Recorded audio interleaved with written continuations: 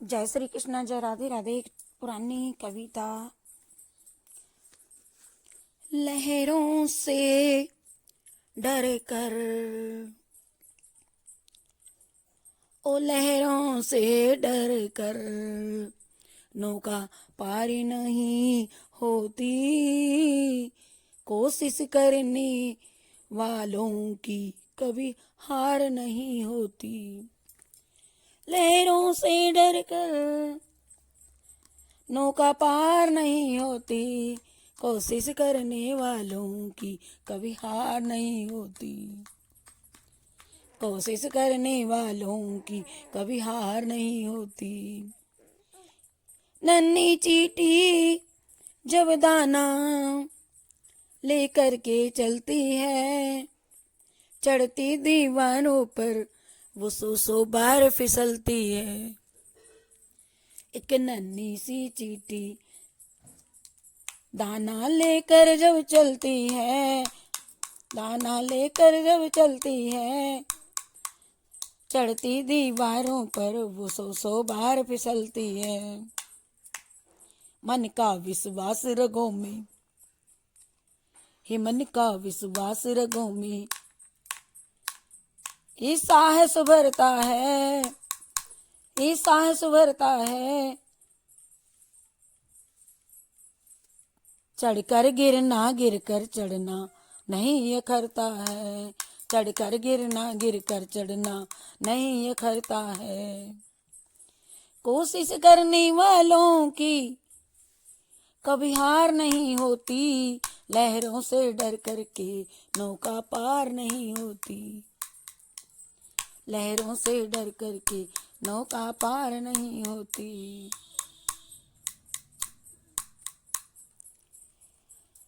आखिर उसकी मेहनत कभी बेकार नहीं होती, कोशिश करने वालों की कभी हार नहीं होती।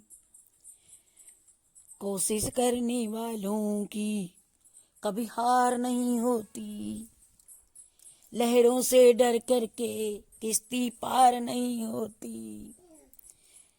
लहरों से डर करके नौका पार नहीं होती, कोशिश करने वालों की कभी हार नहीं होती। डुबकिया सिंधु में गोताखोर लगाता है, जाग जाग कर खाली हाथ फिर लौट के आता है। डुबकिया सिंधु में गोताखोर लगाता है, जा जा कर खाली हाथ लौट कर फिर वो आता है। मिलते नहीं सहज ही मोती गहरे पानी में, मिलते नहीं सहज ही मोती गहरे पानी में, बढ़ता उत्साह इसी परेशानी में, बढ़ता उत्साह इसी परेशानी में। मुट्ठी उसकी खाली हर बार नहीं होती, हर बार नहीं होती करने वाले की। अरे मुट्ठी उसकी खाली हर बार नहीं होती, कोशिश करने वालों की कभी हार नहीं। कोशिश करने वालों की कभी हार नहीं होती। लहरों से डर कर नौका ए पार नहीं होती, कोशिश करने वालों की कभी हार नहीं होती। असफलता तुम चुनौती इसे स्वीकार करो, क्या कमी रह गई देखो और सुधार करो। जब तक न सफल हो नींद चैन को त्यागो तुम, जब तक ना सफल हो नींद और चैन को त्यागो तुम। संघर्ष का मैदान छोड़ करके मत भागो तुम, संघर्ष का मैदान छोड़ करके मत भागो तुम। कुछ किए बिना ही, अरे कुछ किए बिना जय जय जय जय जयकार नहीं होती। कुछ किए बिना ही जय जयकार नहीं होती। कोशिश करने वालों की कभी हार नहीं होती, कोशिश करने वालों की कभी हार नहीं होती। लहरों से डर करके नौका पार नहीं होती। कोशिश करने वालों की कभी हार नहीं होती। कोशिश करने वालों की। दूसरे व्यक्ति वह जो काम करना चाहते हैं और शुरू भी करते हैं, लेकिन किसी कठिनाई के सामने आते ही उस काम को छोड़ करके पीछे हट जाते हैं। वह यह भी जानने की कोशिश नहीं करते कि इसका अंजाम क्या होगा। तीसरा व्यक्ति वह होता है कि जो काम करने से पहले 10 बार सोचता है, लेकिन वह जब सोच करके मन बना लेते हैं तो फिर काम संपूर्ण करके ही उसका परिणाम लेकर के ही वे दम लेते हैं। इस तीसरे व्यक्ति को सर्वश्रेष्ठ कहा गया है। सामान्यतः व्यक्ति 3 प्रकार के होते हैं। एक वे होते हैं किसी प्रकार के, जैसे किसी काम के बारे में सुनते हैं, अरे कह देते हैं हाँ काम हमसे होगा नहीं, ये तो हम नहीं कर पाएंगे। इस प्रकार के वे हाथ पर हाथ धर बैठे रहते हैं और दूसरों की राह ताकते रहते हैं कि कोई दूसरा उसका काम कर देगा। ऐसे लोगों से भगवान भी पूछते हैं कि बताओ आपकी इच्छा क्या है, मैं उसे पूरी करता हूँ। यद्यपि ऐसा बनना आसान नहीं है, क्योंकि इसके लिए आपको अपने हृदय में संकल्प शक्ति धारणा करनी होगी। और ये होगा कैसे? हम तो जीवन भर योजनाएं बनाते रहते हैं और करने के समय कुछ कर नहीं पाते हैं। योजना बनाने में ही समय बेकार करते हैं। यद्यपि हमें जीवन के महत्व को समझना चाहिए और यह मानना चाहिए कि इस पृथ्वी पर हमारा जन्म लेना एक महत्वपूर्ण घटना है। आप में इतनी शक्ति है कि आप चाहें तो अपनी शक्तियों का विस्तार करके इतिहास रच सकते हैं। लेकिन आपने तो पहले ही हार मान ली। अरे जो व्यक्ति स्वयं से हार जाता है उसे दूसरे आसानी से हरा देते हैं, बगल वाले। यदि हम हारने को तैयार नहीं तो आप हमको कैसे हरा सकते हैं? बताओ, सामने वाला कैसे हरा देगा? हम अंत तक आपका मुकाबला करने को तैयार हैं। अपनी थोड़ी से आलोचना करते ही हम परेशान हो जाते हैं। ये तो सोचने की बात है कि श्री राम जी की भी निंदा हुई थी और श्री कृष्ण व महात्मा बुद्ध को भी परेशान किया गया था, परंतु एक दिन उन्होंने सफलता का परचम लहराया। तो आप ऐसा क्यों नहीं कर सकते? अरे भाई, ये हम पर निर्भर करता है कि आप जीवन को किस ढंग से जीना चाहते हैं।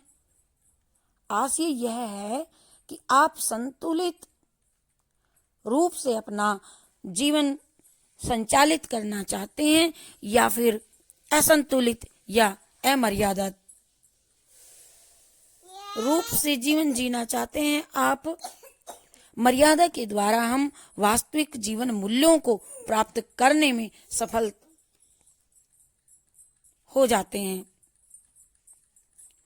मर्यादा, नैतिकता, 2 तत्वों के आधार पर हम अपने जीवन को हर दृष्टि से सार्थक और सफल बना सकते हैं। मर्यादा में अनुशासन है, इसके द्वारा हम अपना हित तो करते ही हैं, समाज और राष्ट्र के हित का भी पोषण होता है।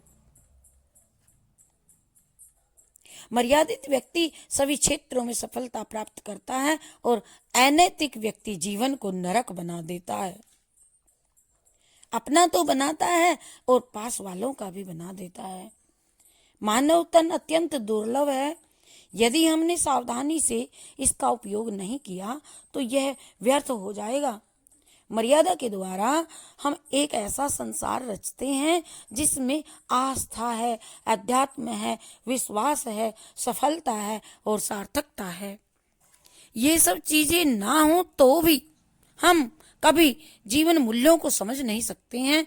मर्यादित जीवन में कर्म और यश के फूलों की ऐसी सुगंध प्राप्त होती है जो अपने को तो सुगंधित करती ही करती है, इससे समाज को भी समाज भी सुगंधित होता है।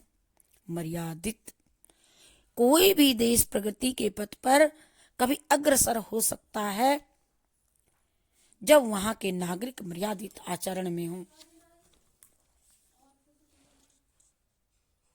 दोषारोपण से बचें। दूसरों पर दोष मंडते ही स्वयं हमारी दृष्टि में हम दोष मुक्त हो जाते हैं। जब दोषी मानते हो सामने हो दोषी, तो हम स्वयं को सामने वाले से योग्य श्रेष्ठ मान बैठते हैं। अक्सर ऐसा ही होता है। दूसरा हमारी नजर में वह बौना हो जाता है, मैं और हम। इस घमंड से हम हिंसक तरीके से उसे नजरों से गिराने का प्रयास करते हैं। स्वयं श्रेष्ठता सोपान पर चढ़ते चले जाते हैं। हमको ये याद होना चाहिए, स्मरण रहे कि योग्यता व श्रेष्ठता दूसरों में दोष नहीं ढूंढती, बल्कि अपने दोषों को तलाशती है, उनको खुले दिल से स्वीकार करती है। यही सुधार में आत्म सुधार का अवसर देता है और श्रेष्ठता के द्वार पर स्वयं खुलते हैं। जबकि अहंकार हमारे अहंकार को मजबूत और मूर्खता को बढ़ावा देता है और हम अपनी गलतियों के प्रति आंखें मूंद लेते हैं। अगर हमने दोषारोपण के सम्मोहक जाल को समझने व तोड़ने के प्रति जागरूकता नहीं अपनाई, तो ये स्पष्ट है निश्चित रूप से एक दिन हम शोषक वर्ग की नीति का एक हिस्सा बनकर रह जाएंगे। मानव जीवन में उद्देश्य के बगैर सब कुछ व्यर्थ है। अरे जरा सोचिए कि किसी सुबह आप बिना किसी उद्देश्य के घर से निकल गए तो दिन भर आपकी क्या हालत होगी। यदि दिन भर भटकने के बाद लौटेंगे तो आपको अपने ऊपर गुस्सा भी आएगा कि आज आपने अपना पूरा दिन यूं ही बर्बाद कर दिया। इसी तरह यदि हमारे जीवन का कोई उद्देश्य ना हो तो जीवन संध्या में हमें महसूस होगा कि हमने अपना पूरा जीवन यूं ही व्यर्थ गवा दिया। हर दिन की तरह हमें अपने जीवन का उद्देश्य तय करना होगा। बस स्मरण शक्ति की प्रखरता से मनुष्य अधिक विचारशील समझा जाता है। मनुष्य में ही यह समझ होती है। स्मरण शक्ति से उसके ज्ञान की परिधि अधिक बड़ी होती है और कुछ लोगों में प्रखर स्मृति जन्मजात रूप से पाई जाती है और वह इतनी तीव्र होती है कि उन्हें लोग चमत्कृत होकर के देखते रह जाते हैं। यह नहीं समझना चाहिए।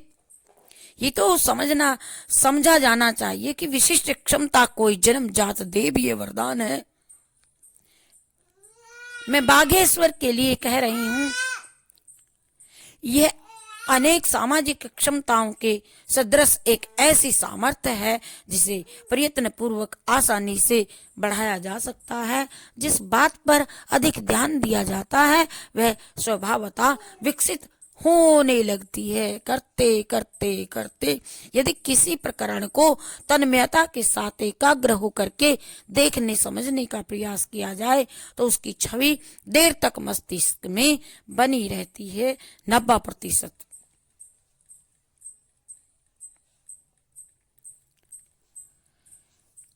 इसी के विषय में ये पहले हमने जो कविता बोली है, लहरों से डर कर नौका कभी पार नहीं होती, कोशिश करने वालों की कभी हार नहीं होती, मुट्ठी उसकी काली हर बार नहीं होती, कोशिश करने वालों की कभी हार नहीं होती, कोशिश करने वालों की कभी हार नहीं होती। जब तक न सफल हो नींद चैन को त्यागो तुम, संघर्ष का मैदान छोड़कर मत भागो तुम, कुछ किए बिना अरर जजकार नहीं होती, कोशिश करने वालों की कभी हार नहीं होती, हिम्मत करने वालों की।